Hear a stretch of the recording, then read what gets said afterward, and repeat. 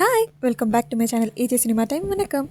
இன்றைக்கி நம்ம சேனலில் ஸ்டீஃபன் படத்தோட ஸ்டோரி லைன் தான் பார்க்க போகிறோம். இந்த படத்தில் ஸ்டீஃபன்னு ஒருத்தன் ஷார்ட் ஃபிலிம்க்கு ஹீரோயின் ஆடிஷன்னு சொல்லி அவன் வீட்டுக்கு பொண்ணுங்களை வர சொல்லுவான். அப்படி வந்த பொண்ணுங்க கிட்ட ஒரு பேப்பரில் இருக்க டைலாகை சொல்லுவான். அவங்களும் அந்த டைலாகை சொல்லி முடித்தோன்னே அவன் கையில் இருக்க கத்தியை வச்சு அந்த பொண்ணுங்களை கொடூரமாக கொண்டு இருப்பான். இதையே தான் அவன் 6 மாதமாக கண்டினியூஸாக பண்ணிக்கிட்டே இருப்பான். இது வரைக்கும் 9 பொண்ணுங்களை கொண்டிருப்பான். போலீஸும் அவனை பல மாதமாக தேடிட்டு வருவாங்க. அவனோட ஃபோட்டோ அவங்க கிட்டே இருக்காது, ஆனால் அவனோட ஃபேஸோட ஸ்கெட்ச் மட்டும் இருக்கும். அதை வச்சு எல்லா செக் பாயிண்ட்லேயும் அவன் வரானான்னு செக் பண்ணிக்கிட்டே இருப்பாங்க. இப்போது கடைசியாக எப்படியோ போலீஸ் அவன் வீட்டையும் தேடி கண்டுபிடிச்சிட்ருப்பாங்க. ஆனால் அதே டைமில் ஸ்டீஃபன் அவனே போய் போலீஸில் 9 கொலைங்களை நான் தான் பண்ணேன்னு சொல்லி சரண்டர் ஆயிருப்பான். இப்போது மக்களும் அந்த கொல்லப்பட்ட பொண்ணுங்களோட பேரண்ட்ஸும் சேர்ந்து அவனுக்கு தூக்க தண்டனை கிடைக்கணும்னு போராடிக்கிட்டு இருப்பாங்க. இந்த கேஸை இன்வெஸ்டிகேட் பண்ணிட்டு இருக்கிறவரோட பேர் மைக்கேல். அவர் கிரைம் பிரான்ச்சோட இன்ஸ்பெக்டர். ஸ்டீஃபனை கண்டுபிடிச்சி மைக்கேல் என்கவுண்டர் பண்ணுறதா தான் பிளான் இருக்கும். ஆனால் அதுக்குள்ளே அவன் போய் சரண்டராக இருப்பான். அந்த மைக்கேலுக்கும் ஒரு டவுட் இருந்துகிட்டே இருக்கும். 6 மாதமாக இத்தனை கொலைகளை பண்ணிட்டு இருந்த அவன் அப்போல்லாம் சரண்டர் ஆகாமல் ஏன் இப்போ ஆயிருக்கான்? இது பயமா இல்லை அவன் போடுற பிளானான்னு. ஸ்டீஃபன் தான் அந்த பொண்ணுங்க எல்லாரையுமே கொண்டிருப்பான். ஆனால் ஒருத்தரோட பாடி கூட அவன்கிட்ட இருக்காது. அந்த பாடியெல்லாம் எடுத்துகிட்டு போய் ஒரு காட்டில் அவன் போட்டுட்டு வந்ததாக சொல்லுவான். அடுத்த நாள் அந்த பாடி அவன் போய் அந்த காட்டில் தேடினா இருக்காதுன்னு சொல்லுவான். இப்போ போலீஸும் ஸ்டீஃபன் சொன்ன அந்த காட்டுக்கு போய் அந்த 9 பொண்ணுங்களோட பாடி இருக்கான்னு தேடி பார்ப்பாங்க. அந்த பாடி எதுவுமே கிடைக்காது, ஒரே ஒரு செயின் மட்டும்தான் கிடைக்கும். இப்போ கோர்ட்டில் அந்த கேஸ் நடக்குது. ஸ்டீஃபன் அவனுக்கு எந்த லாயரும் வேண்டான்னு சொல்லியிருப்பான்.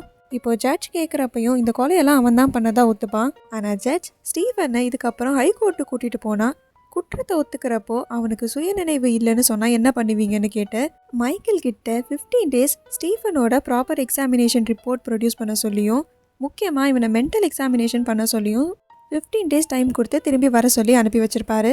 இப்போது ஸ்டீஃபனை போலீஸ் ஃபாரன்சிக் சைக்காலஜிஸ்டான சீமா கிட்ட கூட்டிகிட்டு போகிறாங்க. அவங்க கிட்ட ஸ்டீஃபன் அவனோட சைல்ட்ஹுட் பற்றி சொல்லிட்டு இருக்கான். அவனோட அப்பா டெய்லி குடிச்சிட்டு வந்து அவனையும் அவங்க அம்மாவையும் ரொம்ப கொடுமை பண்ணாருன்னு சொல்லுவான்.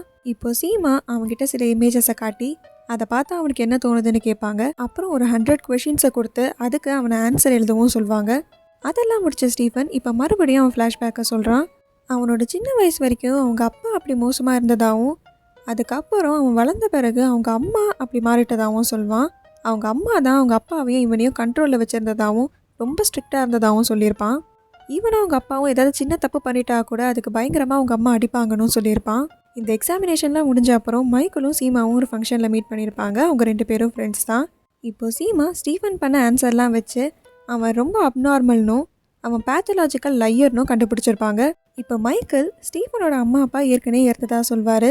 ஸ்டீஃபனோட அப்பா தான் அவங்க அம்மாவையும் கொண்டுட்டு அவரும் சூசைட் பண்ணி இறந்ததா சொல்வார். இப்போது ஸ்டீஃபனோட பாஸ்ட் பற்றி தெரிஞ்சுக்கிட்டாதான் இவன் சொல்கிறதெல்லாம் உண்மையாக பொய்யான்னு தெரியும்னு இப்போ மைக்கேல் ஸ்டீஃபனோட பாஸ்ட்டை பற்றி தெரிஞ்சுக்கிறதுக்காக அவன் வளர்ந்து அந்த ஊருக்கு போகிறாரு. அந்த ஊரில் இருக்க எல்லாருமே அவங்க ஃபேமிலியை பற்றி ரொம்ப நல்லா தான் சொல்லுவாங்க. ஆனால் ஸ்டீஃபன் கூட படித்த ஒரு ஃப்ரெண்ட் மட்டும் அவங்க பேரண்ட்ஸ் ரொம்ப அப்நார்மல்னு சொல்வான். வெளியே இருக்கிறவங்க எல்லாருக்கும் அவங்க நல்லவங்களாக தான் தெரிவாங்க, ஆனால் அவங்க ரொம்ப மோசமானவங்கன்னு அவன் சொல்வான்.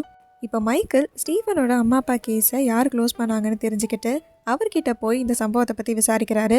அப்போது அதை இன்வெஸ்டிகேட் பண்ணியிருந்த ஆஃபீஸர் ஸ்டீஃபனோட அம்மா அப்பா கேஸில் ஒரு பெரிய உண்மையை மறைச்சதா சொல்லியிருப்பாரு. இப்போ மைக்கேல் அந்த விஷயத்த சீமா கிட்டேயும் சொல்வார். இப்போ மைக்கேலும் சீமாவும் சேர்ந்து ஸ்டீஃபன் அவங்க கிட்ட உண்மையை சொல்கிறானா இல்லை பொய் சொல்கிறானாங்கிறத கண்டுபிடிக்கிறதுக்காக ஒரு பிளான் பண்ணுவாங்க. அவனோட அம்மா அப்பா மர்டர் பற்றி அவங்ககிட்ட கேட்குறதா இருப்பாங்க சீமா. அப்போ அவங்கக்கிட்ட 2 ஆப்ஷன் இருக்கும். ஒன்று உண்மை, இன்னொன்று பொய். அப்படி அவன் உண்மையை சொன்னானா அவன் ஃப்ளாஷ்பேக்கில் நடந்ததும் ப்ரெசென்ட்டில் அவன் சொன்னது எல்லாமே உண்மை.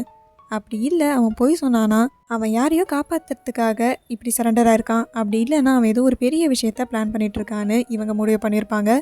சைக்காலஜிஸ்டான சீமா கேட்க போகிற கேள்விக்கு ஸ்டீஃபன் சொல்கிற பதிலை வச்சு அவன் உண்மை சொல்கிறானா பொய் சொல்கிறானா அப்படிங்கிறத கண்டுபிடிச்சி மைக்கேல் இந்த கேஸை சால்வ் பண்ணாரா இல்லையா அப்படிங்கிறது தான் இந்த படத்தோட கதை. இந்த மாதிரி மூவிஸோட ஸ்டோரிலைன் பற்றி தெரிஞ்சுக்க நம்ம சேனலை சப்ஸ்கிரைப் பண்ணிவிடுங்க. பக்கத்தில் இருக்க பெல் ஐக்கானை கிளிக் பண்ணிவிடுங்க. இந்த வீடியோ உங்களுக்கு பிடிச்சிருந்ததுன்னா இதுக்கு லைக் பண்ணிவிடுங்க. Tata bye from AJ cinema time. வணக்கம்.